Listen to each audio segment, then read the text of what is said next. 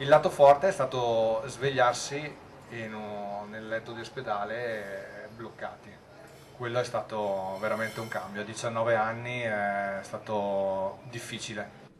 Bernardo Bernardini ripercorre, ricorda il momento più difficile della sua vita quando nel luglio del 1996, ad appena 19 anni, con il sogno di diventare pilota dell'aeronautica, durante la scuola di volo rimane vittima di un grave incidente. Il suo aereo va in avaria e precipita al suolo. Bernardo è vivo per miracolo, per giorni rimane in coma farmacologico, poi il risveglio e la dura realtà con cui fare i conti.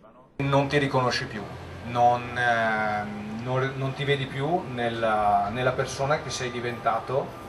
Era una persona a cui piaceva molto giocare, divertirsi, spiega Bernardo durante la presentazione del suo libro Finalmente corro, dove racconta questa sua esperienza.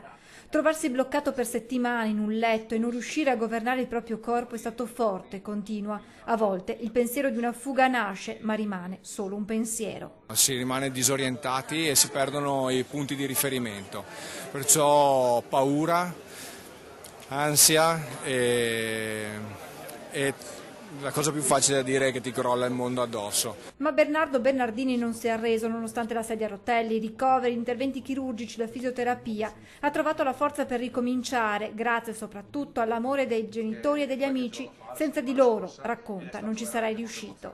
Non è stato facile riuscire nel tempo a trasformare quella sensazione, quelle emozioni negative, il disorientamento che si prova.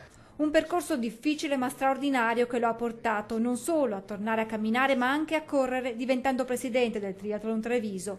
Ora tutto questo è stato messo nero su bianco nel libro scritto insieme ad Enrico Orzes, Finalmente corro. Da queste pagine un messaggio per tutti. Che la gente abbia voglia di provare a mettersi alla prova per raggiungere i propri sogni, solo questo.